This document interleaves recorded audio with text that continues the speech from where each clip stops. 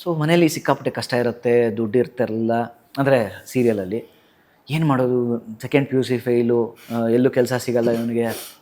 ಆಗ ನಾವು ಹುಡ್ಕರ್ ಅಂತ ಒಬ್ಬರು ಅಂಡರ್ವರ್ಲ್ಡ್ ಡಾನ್ ಅವ್ರು ನನ್ನ ಸಂಪರ್ಕಕ್ಕೆ ಬಂದು, ನಾನು ಹಿಂಗೆ ಕೆಲಸ ಕೊಡ್ತೀನಿ, ದುಡ್ಡು ಕೊಡ್ತೀನಿ, ಮಾಡು. ಸ್ಕ್ರಿಪ್ಟಲ್ಲಿ ನಾನು ಒಪ್ಕೊಂಡ್ಬಿಡ್ತೀನಿ. ದುಡ್ಡು ಬೇಕೇ ಬೇಕು, ಯಾಕೆಂದರೆ ಜೀವನ ನಡೆಸಬೇಕು ಇದರಲ್ಲಿ.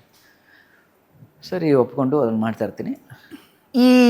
ಈ ಸೀನ್ಸ್ ನಡೀತಾ ಇರಬೇಕಾದ್ರೆ ನಾಟಕ ಅಂತ ಹೇಳಿದ್ನಲ್ಲ ನಿಮಗೆ, ನಮ್ಮ Jayanagar national college that was our hub. So ಅಲ್ಲಿ ರಾತ್ರಿ ಎಲ್ಲ ರಿಹರ್ಸಲ್ಸ್ ಮಾಡಿ ನಾವು ಮನೆಗೆ ಹೋಗ್ತಾ ಇದ್ವಿ. ರಾತ್ರಿ ಒಂದು 10:30-11 ಗಂಟೆ.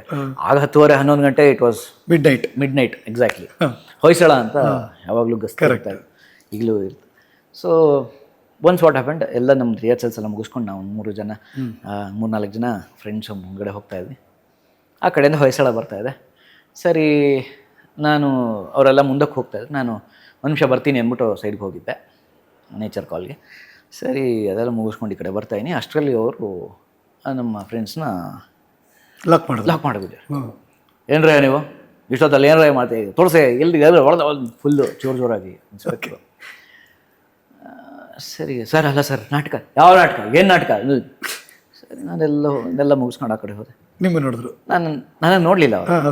ಆ ಕಡೆ ಪಕ್ಕದಲ್ಲಿ ಡ್ರೈವರ್ ಇರ್ತಾರಲ್ಲ ಅವರು ಹಿಂಗೆ ಒರೆಸ್ತಾರೆ, ಅವ್ರ ಪಾಡಿಗೆ ಅವ್ರ ಕೆಲಸ ಹಿಂಗೆ ನೋಡ್ಕೊತಾರೆ, ಹಿಂಗೆ ಮಾಡೋದು. ಸರ್ ಏನ್ರೇ, ಹಾಂ ಕೊಡ್ರಿ ID ಗಳು. ನೋಡಿದ್ರು, ಸರ್ ಮುಕ್ತಾ ನಂಜುಂಡ ಸರ್, ನಾವ್ಡ್ಕರ್ ಶಿಷ್ಯ, ಅಂಡರ್ವರ್ಲ್ಡ್ ಡಾನು ಸರ್.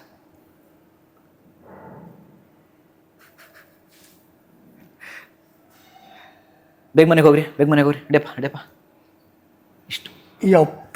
ಇಷ್ಟು ಇದನ್ನು ನಡೆದಿದ್ದು. ಏನು ಇಂಪ್ಯಾಕ್ಟ್ ಅದು, ಇದನ್ನು ನಡೆದಿದ್ದು ಒಂದು ಕ್ಯಾರೆಕ್ಟರೈಸೇಷನ್ ಇಂಪ್ಯಾಕ್ಟು. ಸೊ ಆ ಗ್ರಾಫ್ ಇದೆಯಲ್ಲ, ಅದು ಒಬ್ಬ ಮುಗ್ಧನಾಗಿರೋನು ಸೆಕೆಂಡ್ PUC ಫೇಲ್ ಆಗಿ ಅವನದೆಲ್ಲ ನಡ್ಕೊಂಡು, ಆಮೇಲೆ next underworld, that was A paradigm shift ಅದು.